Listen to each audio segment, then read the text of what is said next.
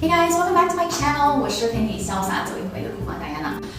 不好意思，这2周呢，为什么这个更新的速度有点慢，然后内容跟我平时的也有点不一样呢？就是因为我们家的小 Kiki 开始上学了，他才1岁半了，所以还有个适应的过程，所以这时间我都泡在了学校。所以作为比如说干货输出啊 ，Get ready with me 啊，聊天类视频我都暂时没有那么有机会去拍。但是今天我决定应该要就是再次跟大家聊聊天了。有位读者呢就给我发信息说，他今年32岁，然后换到了好像是跟科技有关的一个领域，但是他感觉他受到了同事的排挤，office bullying， 资深的女同事在排挤他，他给我发留言说，这样子的事情怎么去 handle 啊？亲爱的你简直问对人了。觉得啊，从小到大我被排挤和被霸凌的次数真的不少。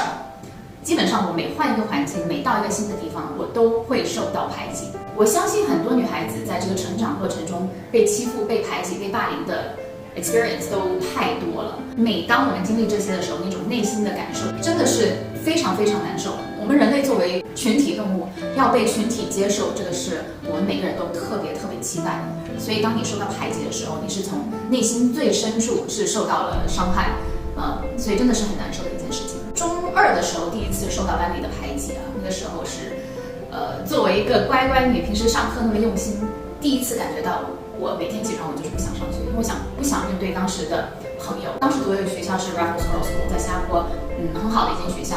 然后它可能女校有一个特征吧，就是很多个帮派，很多个党 ，so you really have to find a group that you belong to。但是因为跟我 group 里面的人发生了争执之后，被我的 group 挤出来了。所以我就变成一个漂浮无业游民，就在各个 group 当中游走啊。然后，所以这是我人生中第一次被排挤。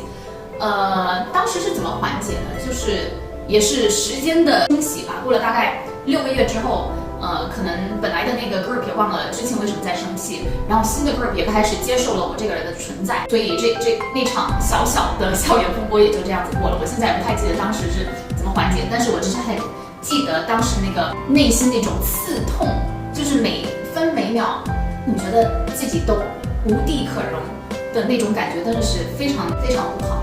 然后我觉得女孩子跟女孩子之间的霸凌是 obviously we are high EQ creatures， 所以女孩跟女孩之间就是用言语、肢体语言，用这种不是用打的，不需要用打，就是一个冷眼对待，一个眼神，就会搞到你全身上下都很不舒服。后来第2次很明显的这个就是工作的时候，在投行一开始实习的时候，我就被排挤得非常厉害。但是我可以跟大家分析一下这个所以然啊。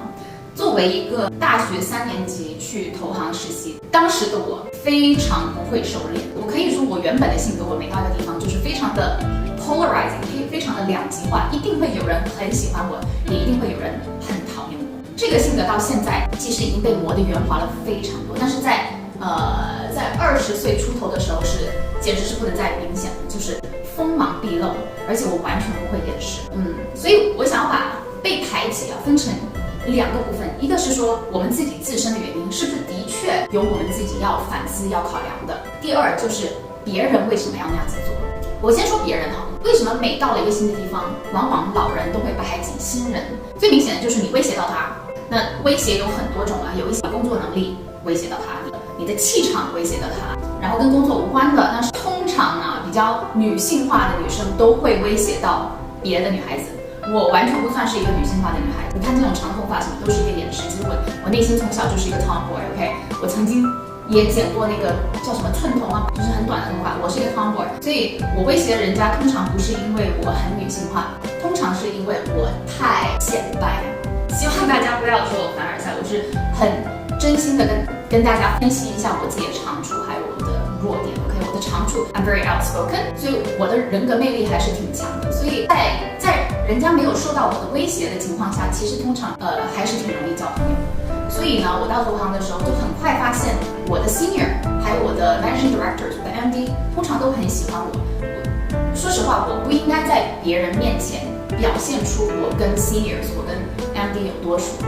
这个真的是很笨很傻的一件事情，我现在绝对不会做出这样的事情。当时的我其实特别的单纯，在美国受教育，你又更加的单纯。那我觉得亚洲的人际关系要比美国简直附加了大概1000倍，所以在美国成功生长的苗子到了亚洲，你不见得会受到大家的认可啊。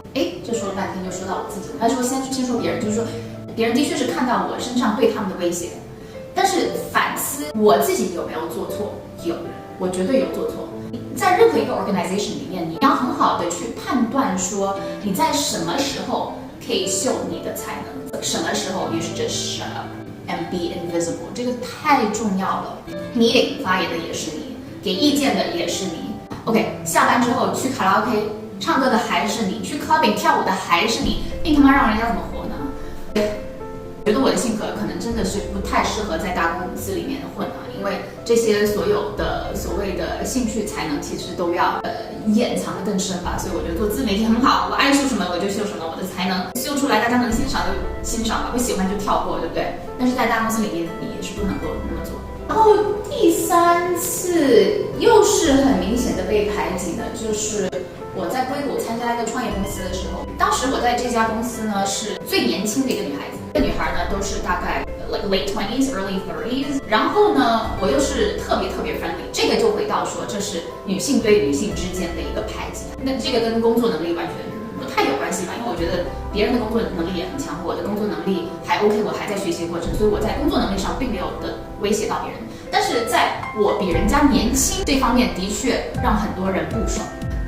所以其中有一个我到现在都很记得这个人，叫他什么？我叫他伊里哈，伊里当时好像30岁吧 ，single 还没有结婚。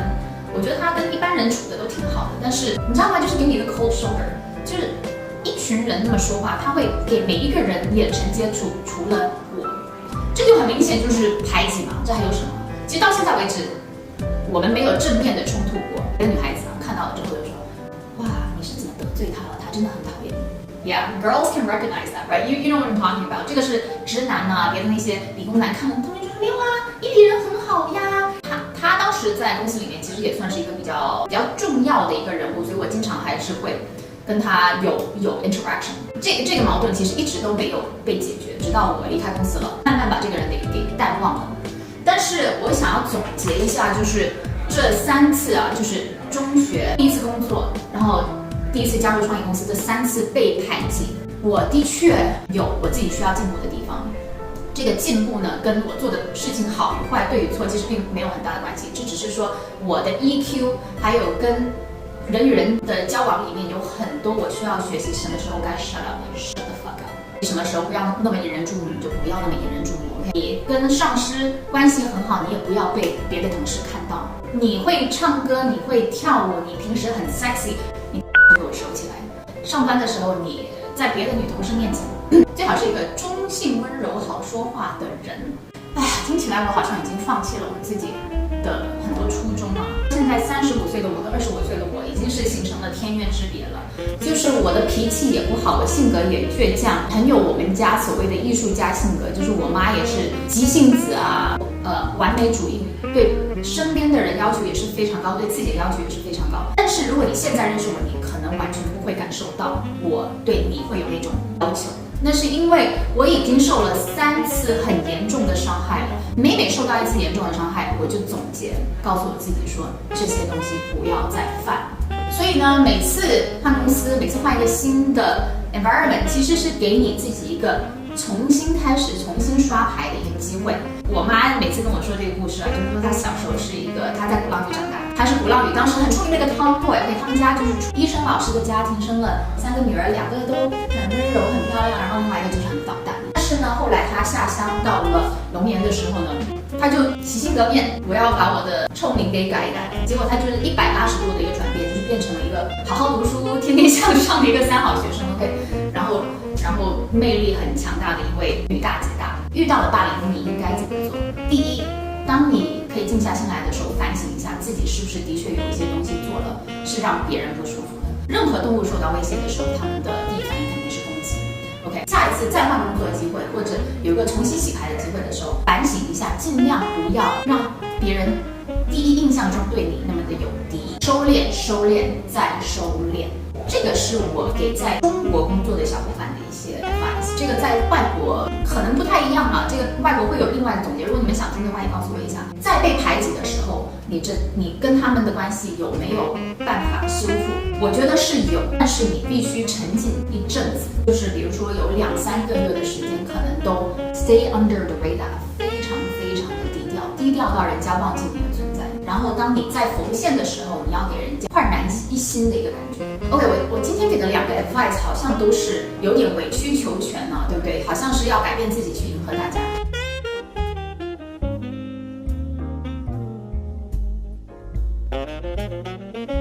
作为一个在 organization 里面的一个个体，你没有办法改变人家对你的观点。如果人家对你的霸凌对你来说很辛苦，让你很不舒服，你要么改变自己，让别人对你不要那么有敌意，或者你改变自己，让自己跟那个人没有任何的接触。如果真的错误在于我们，然后我们也已经做出应当的让步还有妥协，然后还是没有受到别人的尊重的时候 ，you know what？你还是要保留自己对自己的欣赏。If you're threatened, that's their fucking issue. 先认清说自己强项魅力在哪里。如果说在公司的话，这些人可以把你给干掉，那是另外一回事啊。那为了生存，还是要委曲求全一点。如果只是一个 social situation， 平时的一些比较无关紧要的一个事情的话，那真的是可以潇洒走一回。我今天就分享到这里，希望大家喜欢，然后记得点赞留言。各位同学，谢谢你向我倾诉啊，我不知道我给你的这个 sharing experience 能不能够真的帮助你，但是我希望你会很顺利的度过你的难关。I know it's very difficult right now, so going through it is honestly the hardest thing in the world, so I can really empathize. But there is still a chance that you can recover. Bye guys.